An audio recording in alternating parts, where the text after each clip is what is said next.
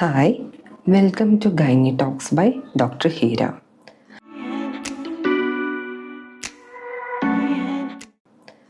നമ്മളിന്ന് വളരെ കോമൺ ആയിട്ടുള്ള എന്നാൽ വളരെയധികം തെറ്റിദ്ധാരണകളുള്ള ഒരു ടോപ്പിക്കാണ് ഡിസ്കസ് ചെയ്യാൻ പോകുന്നത്. PCOD. PCOD എന്നാൽ പോളിസിസ്റ്റിക് ഒവേറിയൻ ഡിസീസ്. അതിനെ ഇപ്പോൾ മാറ്റി PCOS എന്ന് പറയുന്നു, പോളിസിസ്റ്റിക് ഒവേറിയൻ സിൻഡ്രോം. ഇതെന്ന് പറയുന്നത് നമ്മുടെ ശരീരത്തിൽ ഹോർമോണൽ ഇംബാലൻസുകൾ കാരണം വരുന്ന ഒരു ലൈഫ് സ്റ്റൈൽ ഡിസീസാണ്. ഇതെന്ന് പറയുന്നത് ഒരു സിൻഡ്രോമാണ്. നമുക്ക് PCOD എന്ന് പറയുന്നത് കേവലം ഓവറി റിലേറ്റഡ് ആയിട്ടുള്ള പ്രശ്നത്തിൽ മാത്രം ഒതുങ്ങുന്ന ഒന്നല്ല. ഷുഗർ, BP, ഭാവിയിൽ ഹാർട്ട് റിലേറ്റഡ് പ്രോബ്ലംസ് തുടങ്ങിയവ വരാനുള്ള റിസ്ക്കും കൂടുതലാണ്. ഇനി നമുക്ക് PCOD വരാനുള്ള കാരണം എന്താ എന്നുള്ളത് നോക്കാം. ഒന്നാമത്തെ കാരണം എന്ന് പറയുന്നത് നമ്മുടെ ജീവിതശൈലിയിൽ വന്ന മാറ്റങ്ങളാണ്. നമ്മളിപ്പം അധികം വ്യായാമം ചെയ്യുന്നില്ല, നമ്മൾ അധികവും ഫാസ്റ്റ് ഫുഡ്, ജങ്ക് ഫുഡ് എന്നിവ കഴിക്കുന്നു. ഇതെല്ലാം തന്നെ PCOD വരാൻ ഒരു കാരണമാണ്. ചെറിയായിട്ട് ജനറ്റിക്കലി നമ്മുടെ ഫാമിലിയിൽ, അതായത് നമ്മുടെ അമ്മയ്ക്കോ സഹോദരിക്കോ PCOD ഉണ്ടെങ്കിൽ നമുക്ക് PCOD വരാനുള്ള റിസ്ക് കൂടുതലാണ്. പിന്നെ ഒരു റീസൺ സ്ട്രെസ്സാണ്. സ്ട്രെസ്സ് കാരണം ഹോർമോണൽ ഇംബാലൻസ് വരികയും അങ്ങനെ നമുക്ക് ഈ ലൈഫ് സ്റ്റൈൽ ഡിസീസായ PCOD ഉണ്ടാവുകയും ചെയ്യാം. ഇനി ഇത് ആർക്കൊക്കെ വരാം? എല്ലാ പ്രായക്കാർക്കും PCOD വരാവുന്നതാണ്. പീരീഡ്സ് തുടങ്ങുന്ന സമയം മുതൽ അവസാനിക്കുന്ന മെനോപോസ് ആകുന്ന വരെയുള്ള സമയം നമുക്ക് ഈ PCOD വരാം. എന്നാൽ അത് മാനിഫെസ്റ്റ് ചെയ്യുന്നത് പല രീതിയിലാണെന്നേ ഉള്ളൂ.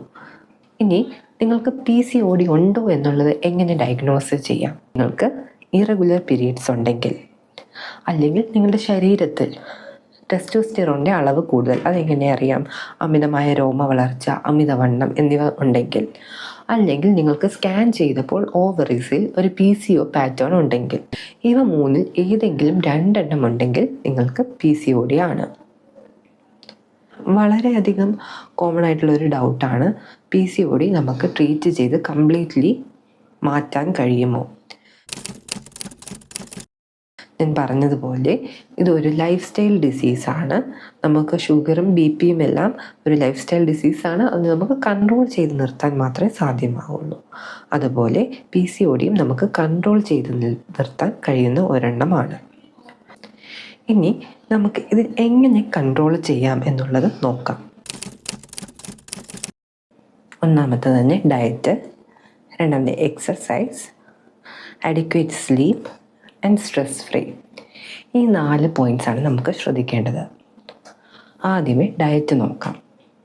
ഡയറ്റിൽ എക്സസ് ആയിട്ടുള്ള ഷുഗർ എല്ലാം അവോയ്ഡ് ചെയ്യുക എന്നുള്ളതാണ് first and most important step.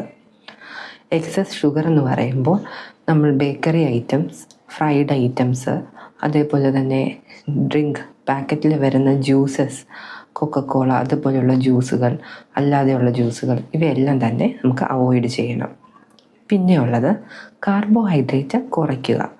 Cut ചെയ്യാനല്ല, completely avoid ചെയ്യാനല്ല, കുറയ്ക്കുകയാണ് വേണ്ടത്. നമ്മുടെ ഒരു ഉച്ചയ്ക്കത്തെ മീൽ പോർഷൻ നോക്കുകയാണെങ്കിൽ, ഒരു പ്ലേറ്റ് എടുക്കുകയാണെങ്കിൽ അതിൻ്റെ ഹാഫ് ഓഫ് ദ പ്ലേറ്റ് എന്ന് പറയുന്നത് വെജിറ്റബിൾസ് ആയിരിക്കണം. വെജിറ്റബിൾസ് കൊണ്ടുള്ള സാലഡ്സ്. വെജിറ്റബിൾസ് എന്ന് പറയുമ്പോൾ ലോ സ്റ്റാർച്ചുള്ള, ലോ കാർബോഹൈഡ്രേറ്റ് ആയിട്ടുള്ള വെജിറ്റബിൾസ്, പൊട്ടറ്റോ തുടങ്ങിയവ, കിഴങ്ങ് വർഗ്ഗങ്ങളെല്ലാം അവോയ്ഡ് ചെയ്യുക. അല്ലാതെ ടൊമാറ്റോ, തക്കാളി, അങ്ങനെയുള്ള ബെൽ പെപ്പേഴ്സ്, അങ്ങനെയുള്ള വെജിറ്റബിൾസ് ആഡ് ചെയ്യാവുന്നതാണ്. പ്ലേറ്റിൻ്റെ 1/4 ഭാഗം പ്രോട്ടീൻ എടുക്കുക. പ്രോട്ടീൻ എന്ന് പറയുമ്പോൾ മീൻ, ചിക്കൻ നമുക്ക് യൂസ് ചെയ്യാം. റെഡ് മീറ്റ് ആഴ്ചയിൽ 2 തവണയെല്ലാം യൂസ് ചെയ്യാം, കുഴപ്പമില്ല. ബെറ്റർ നമുക്ക് മീൻ കഴിക്കുന്നതാണ്. അതും കറി വെച്ച മീനാണെങ്കിൽ ഏറ്റവും നല്ലത്. മുട്ട കഴിക്കാം. മുട്ട നമുക്ക് 2-3 മുട്ട കഴിക്കാം. ഒരു എഗ് യെല്ലോ കഴിക്കാം. പക്ഷേ എഗ് വൈറ്റ് നമുക്ക് 3 എണ്ണമെല്ലാം ഇൻക്ലൂഡ് ചെയ്യാവുന്നതാണ്. ആ പ്ലേറ്റിൻ്റെ അടുത്ത 1/4 ഭാഗത്തിൽ നമുക്ക് ബാക്കി ഈ ഫാറ്റായിട്ടുള്ള ഐറ്റംസ്, അതിന് നമുക്ക് ഹെൽത്തി ഫാറ്റ് ഓയിൽസ്, അവക്കാഡോ പോലുള്ള അവക്കാഡോ ഓയിൽ, അവയെല്ലാം എടുക്കാവുന്നതാണ്. അതേപോലെ തന്നെ ഫ്രൂട്ട്സ് എടുക്കാവുന്നതാണ്. കുറച്ച് ചോറ് നമുക്ക് കഴിക്കാവുന്നതാണ്.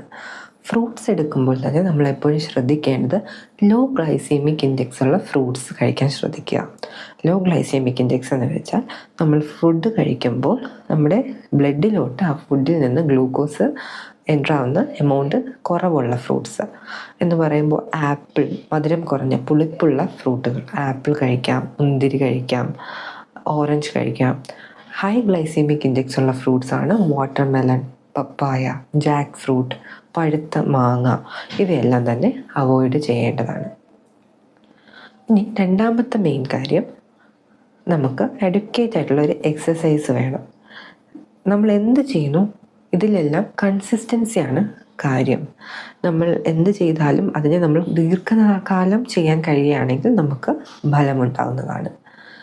എക്സസൈസ് എന്ന് പറയുമ്പോൾ ദിവസവും 1/2 മണിക്കൂർ എയറോബിക് എക്സസൈസ്, നമ്മുടെ ദേഹം അനങ്ങി വിയർക്കുന്ന രീതിയിലുള്ള എക്സസൈസ് തന്നെ ചെയ്യണം. പിന്നെ ഉള്ളത് സ്ട്രെസ് റിലീഫിന് വേണ്ടിയിട്ട് യോഗയാണെങ്കിൽ യോഗ, മെഡിറ്റേഷൻ ഇവയെല്ലാം ചെയ്യാവുന്നതാണ്. ഇതുവഴി ആ ഹോർമോണൽ ഇംബാലൻസിനെ നമുക്കൊന്ന് കൺട്രോൾ ചെയ്യാൻ കഴിയും. പിന്നെയുള്ളത് അഡ്വക്കേറ്റ് ആയിട്ടുള്ള സ്ലീപ്പാണ്. പ്രോപ്പർ സ്ലീപ്പ്, ഒരു 6 തൊട്ട് 8 മണിക്കൂർ വരെയുള്ള പ്രോപ്പർ സ്ലീപ്പ് ആവശ്യമാണ്. ഇതിലൂടെയും നമുക്ക് ഹോർമോണൽ ഇംബാലൻസിനെ കൺട്രോൾ ചെയ്യാൻ കഴിയുന്നതാണ്. PCOD ഉള്ളവർ പ്രഗ്നൻ്റ് ആകുമോ? വളരെ തെറ്റായ ധാരണ നമ്മുടെ സമൂഹത്തിൽ നിൽക്കുന്നുണ്ട്, PCOD ഉള്ളവർ പ്രഗ്നൻ്റ് ആവില്ല എന്നുള്ളത്. അത് തെറ്റാണ്. PCOD ഉള്ളവർക്ക് പ്രഗ്നൻസി കൺസീവ് ചെയ്യാൻ ഒരു ഡിലേ വന്നേക്കാം. ഇറഗുലർ പീരീഡ്സും ഹോർമോണൽ ഇംബാലൻസും കാരണം ഒരു ഡിലേ വന്നേക്കാം. നമ്മുടെ ചെറിയ ഹെൽപ്പിലൂടെ ഓവുലേഷൻ ട്രാക്ക് ചെയ്ത് കുറച്ച് മെഡിസിൻസ് ഒക്കെ എടുത്തു കഴിഞ്ഞാൽ തന്നെ പ്രഗ്നൻസി ആകുന്നതാണ് മിക്ക സ്ത്രീകളിലും കാണുന്നത്. അതിനെല്ലാം മുന്നോടിയായിട്ട് ഞാൻ പറഞ്ഞ ഈ 4 കാര്യങ്ങൾ ശ്രദ്ധിച്ചാൽ തന്നെ ഒരുവിധം PCOD കൊണ്ടുള്ള പ്രോബ്ലംസ് നമുക്ക് സോൾവ് ചെയ്യാൻ കഴിയും.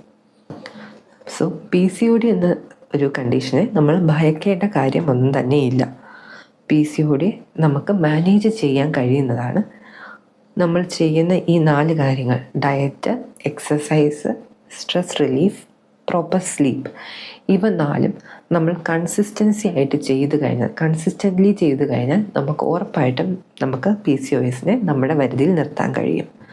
സോ PCOSനെ ഭയക്കേണ്ടതല്ല, PCOSനെ നമുക്ക് നമ്മുടെ പരിധിയിൽ നിർത്താം.